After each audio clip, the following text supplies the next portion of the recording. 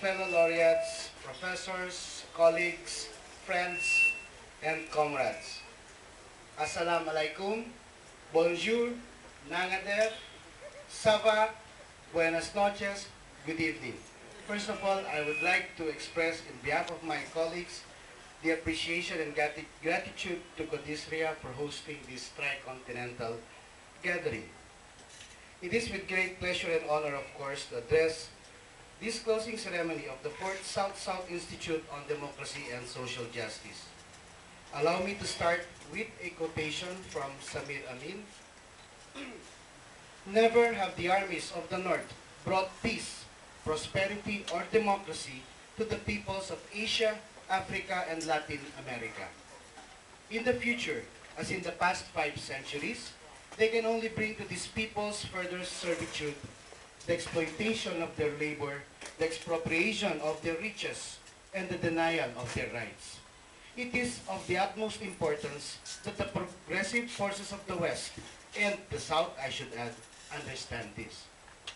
This event has really been nostalgic, as mentioned by Professor Nira, and a deja vu. Before, some of us walk the talk, and some of us talk the walk, or both. The challenge, of course, is to both the talking and the walking. What we see now are sincere, passionate, and willing scholars, intellectuals, and most of all, social academicians that are more or less armed with the faculties not only to continue the struggle for democracy and social justice, but to bring it to greater heights. To challenge Western or more Northern theories necessitates not only an enduring commitment to learn the discourses critical to their debunking, but to discern from our experiences and practices a Southern perspective as well. It is only from the South and through a Southern perspective that a real challenge could be mounted against the ills that neoliberalism and social injustice bring upon us. Practice without theory is blind, and theory without practice is futile. Remember, not even Marx was born a Marxist.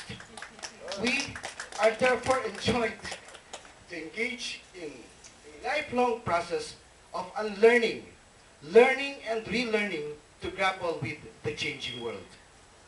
The tricontinental formation, particularly Codisria, serves as the critical medium along which we could harness our newfound energies and mobilize the warm bodies to put theories and collective knowledge into concrete social action. The paper that we have to submit is a mere technical requirement, and the real challenge is the demonstration of the social requirement to go back to our roots and collectively work for a better social order. It is in this perspective that despite our differences, our commonalities outstand and provide a basis, a solid basis of unity.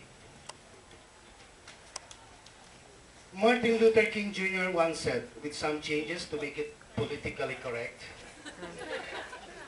I have the audacity to believe that peoples everywhere can have 3 meals a day for their bodies, education, and culture for their minds, and dignity, equality, and freedom for their spirits.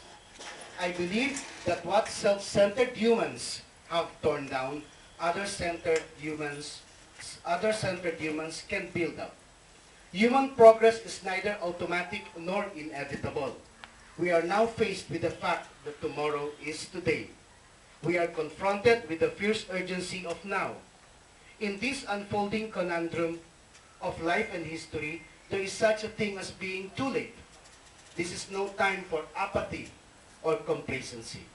This is a time for vigorous and positive action. Peace is not simply the absence of conflict, but the existence of justice for all people.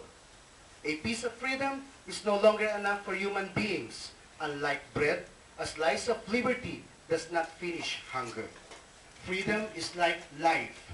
It cannot be had in installments. Freedom is indivisible. We have it all, or we are not free.